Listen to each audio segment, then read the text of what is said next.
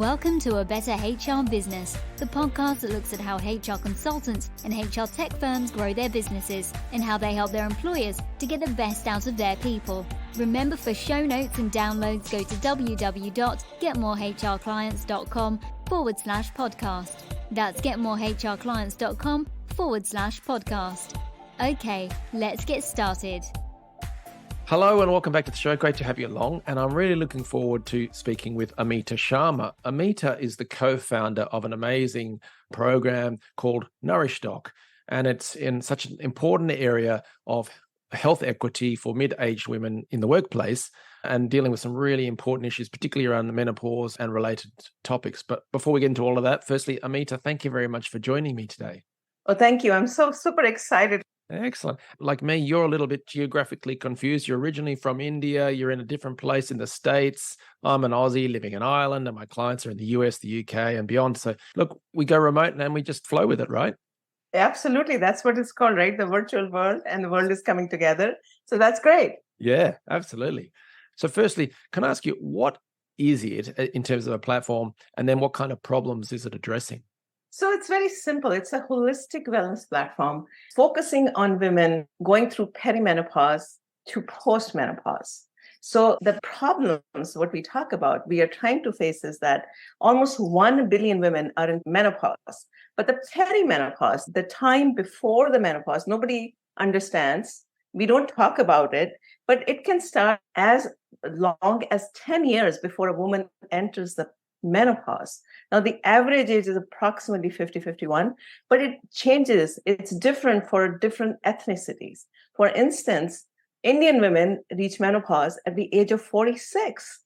So now, if you can imagine, the perimenopause will start in mid-30s. So the problem is that all this perimenopause that's going on before women hit menopause, there are 37 plus symptoms that women face. As a result, in the workplace, it shows. And I am an example that it happened to me. I had no clue a few years back when I'm going through perimenopause. So the data supports like $1.8 billion a year is lost in the productivity alone because the women are in perimenopause, they're having all these symptoms at work and they don't know what to do. It's a huge problem that a lot of us all over the world don't understand it. I mean, that's a massive problem and it's a huge challenge for every level, country, economy, but at the most important level, the individual. So seeing such a huge problem, how did you work out what to produce that would address and help people in that situation?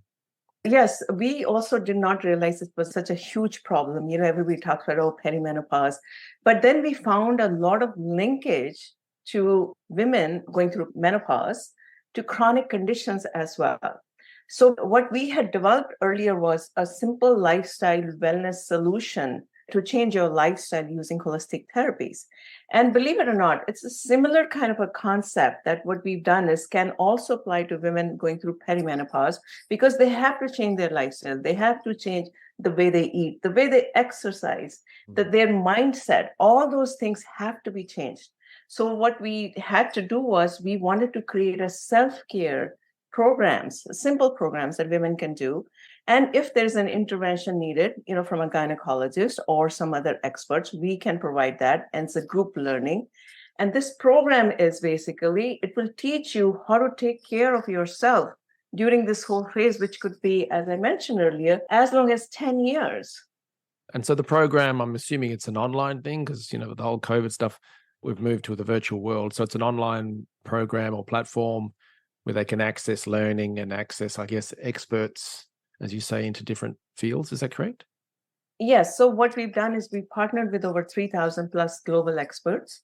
And the program is all based on holistic therapies, almost 15 plus different therapies, ranging from naturopathy, yoga, Ayurveda, hypnotherapy. Believe it or not, there's a lot of evidence to help women through this. We've created bite-sized information, small videos plus some infographics, plus some quizzes, all interactive kind of platform, and supported it with a health coach, because a lot of women don't know how to navigate, what should I do, where should I go? So the health coach is supported as well as a weekly or a bi-weekly intervention from an expert who's expert in this particular field. So week 1 could be a gynecologist, week 2 could be a naturopathy or diet or breathing exercises or yoga or hypnotherapist and so forth.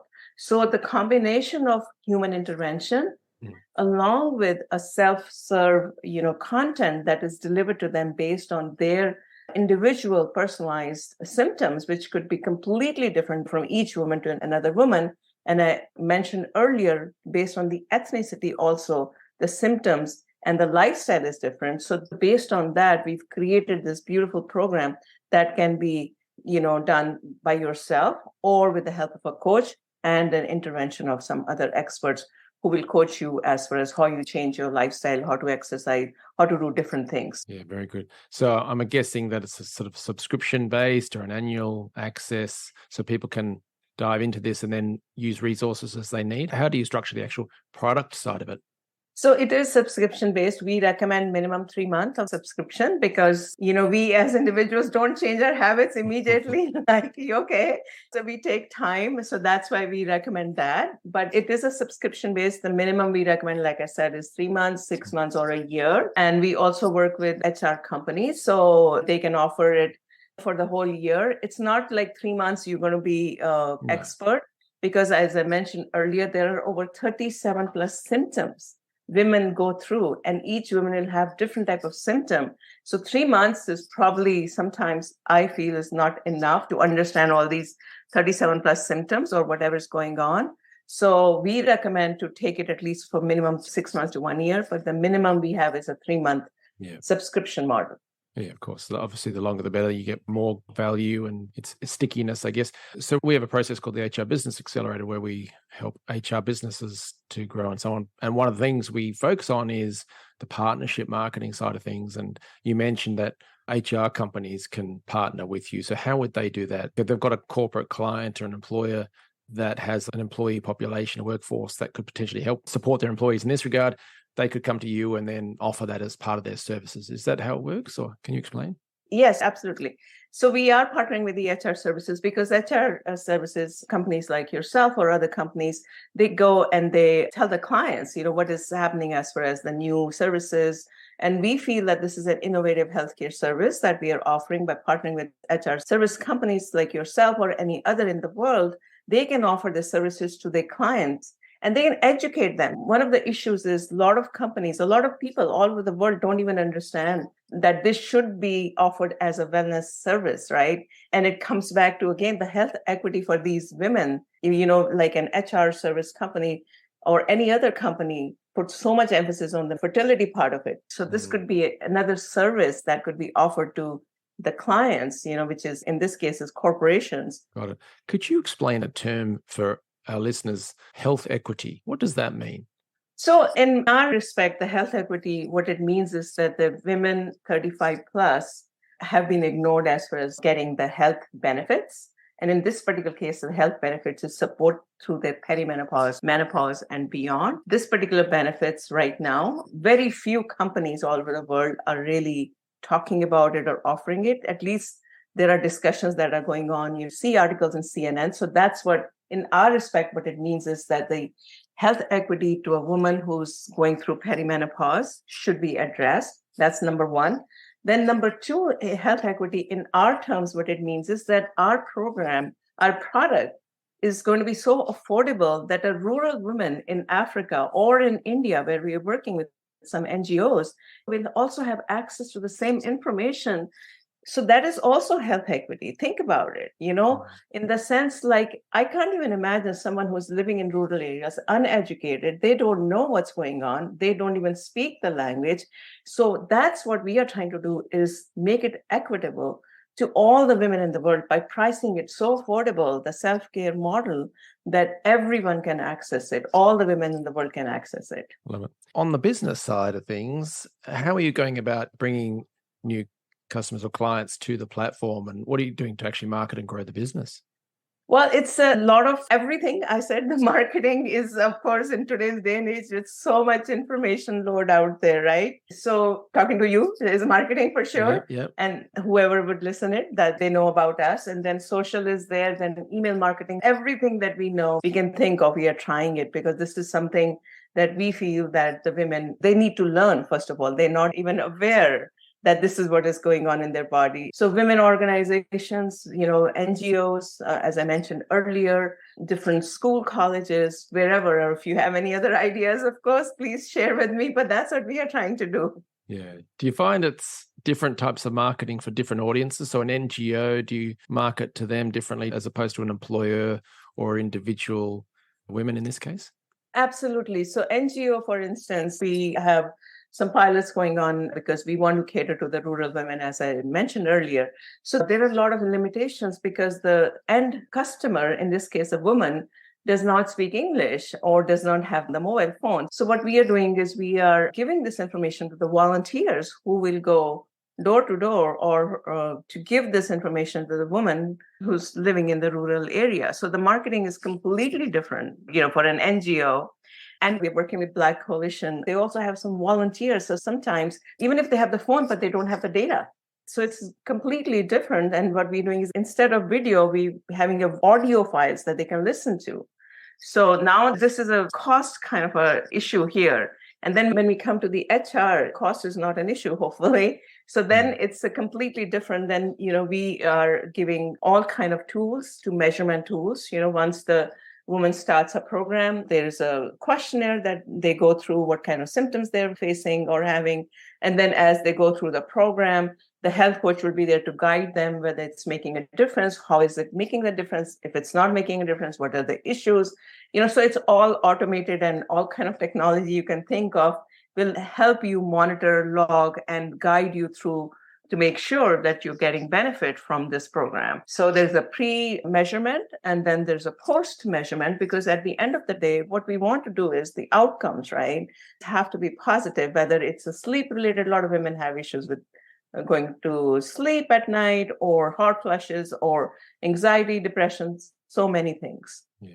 And still on the marketing theme, I guess, with business growth, have there been any marketing strategies, tactics, whatever, that have not worked so well over the years?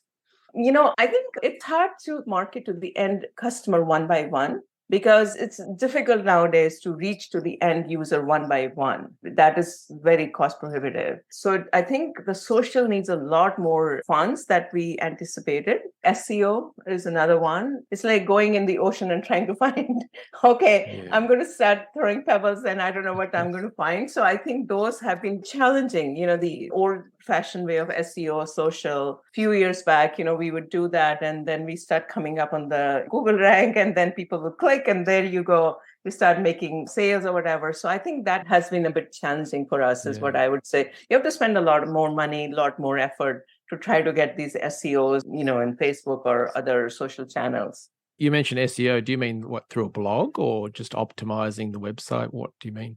Yes, exactly. I mean, our website has so many different, very high quality articles and interviews that we've done, as I mentioned earlier. So to optimize that according to the keywords, that's what at least 10 years back, we would spend a lot of time and energy doing that. And now, even if you do that, it takes a while. And so that hasn't worked for us. I'm just talking about us as much as we thought it would have. So even B2B, business to business, is much better for a company like ourselves, because then when we talk to NGO or in HR services, they understand what we are talking about, the problem. It's difficult to tell the end consumer through sometimes, this is a problem that they need to be doing it unless they are going through, some kind of serious symptoms. That's what we have felt. Yeah. You mentioned SEO and then ads and social media advertising. Maybe for people listening, it's an example of where you really need to sort of study your market, because in your area, so helping mid-aged women in the workplace, so someone might stick in menopause support program, and then the results in SEO might be lots of government stuff, health department information, which is always going to be hard to beat a government department on Google. Whereas if you're focusing on maybe the employers and the keyword opportunities, there might be different, in which case, you might be able to rank for stuff, or you could have small specific keyword ads running on Google AdWords or other things like that. So yeah, for people listening, it's always worth mapping out who's your target market, what are they looking for, and researching, and then going to your SEO. But in the case of NourishDoc, you've got so much excellent content, as you say, with the interviews, the articles and stuff like that, which naturally feeds into the program itself and the platform. I think what you've built there is a great resource for people and opportunity for support, but also it kind of feeds a bit of a marketing machine that you could continue to use over the years. So that's excellent. Any final advice on the business growth side of things for people in the HR sector? Any thoughts you'd share with them on how to grow a successful HR business? So I think from HR, they always should be looking for some innovative ideas to support their corporations. HR should be sensitive to what the needs are, and the needs are changing as we have grown. Men or women, we're not trying to exclude men, but in this case, I think HR should be looking for some innovative ideas with the changing times of how to support the human part within the corporation. And that's what I feel is need of the hour, whether it is perimenopause in our case, and not only the health part, but also I think the mental part, right? So that's another thing that all of us need, just simple programs, innovative programs. How can we deliver the best? How can we be most productive when we're working? And that has to come from the HR services like your company or the internal HR who are working inside the company to support their workforce in the best way they can so that they can be productive and they can really give their best. I like that. If people want to learn more about NourishDoc and find out what you do and potentially either become a customer or potentially team up with you to refer to onto their clients or something else, what should they do next? Reach out to me on LinkedIn or email hello@nourishdoc.com. I think that's something simple people can remember. That would be the next step. And look at our website, all the hard work that our team has put together. I'm just representing the team's work, but a lot of hard work has gone into researching into this space and presenting a credible information in this space. So that's what I would recommend. Excellent. Well done. Great job you've done there on that too. Thank you so much. I just want to mention one last thing. Please. There's a lot of data that links menopause to chronic conditions, which I don't think we mentioned earlier. And if you look at the data, more women are prone to chronic conditions than men. And this is a completely new topic, but majority of the money that's going on in healthcare is going into chronic conditions. So if women start taking care of themselves early on, the chances of developing chronic conditions is significantly going to be lower because 50% of the women from 45 to 64 have chronic condition. Once they go over 64, almost like 80% of them have a chronic conditions. And the chronic conditions are osteoporosis, heart health, diabetes, dementia, memory health, all these issues. If you look at the research, it's a direct link to not taking care of them during the perimenopause and menopause areas because the female hormones are going down. So I'm sorry, I didn't mention this earlier, but this is something so very critical for women to understand that I'm begging all of them to really start taking care of themselves because this is direct correlation with all the chronic conditions they could face as they start getting older. Excellent. So for people listening to this on the go, do check the show notes because we've got a link there to the Employers Menopause for Women program, but otherwise it's nourishdoc.com. And we'll have Amita's LinkedIn link there in the show notes as well. Thank you very much for Amita for joining me today and for sharing what you've done. You guys have built an amazing product and service, and I love what you're doing also in the NGO world. And I hope the programs in India go well so that maybe you could expand that into other countries and help women in such a challenging area. So well done and thank you. Thank you. Thanks for joining us today on A Better HR Business, the podcast that explores the world of HR consulting and HR tech businesses. For show notes and downloads, go to www.getmorehrclients.com/podcast. That's getmorehrclients.com/podcast. Remember to subscribe and share the show with any friends who are busy growing a HR business. Thanks and see you next time.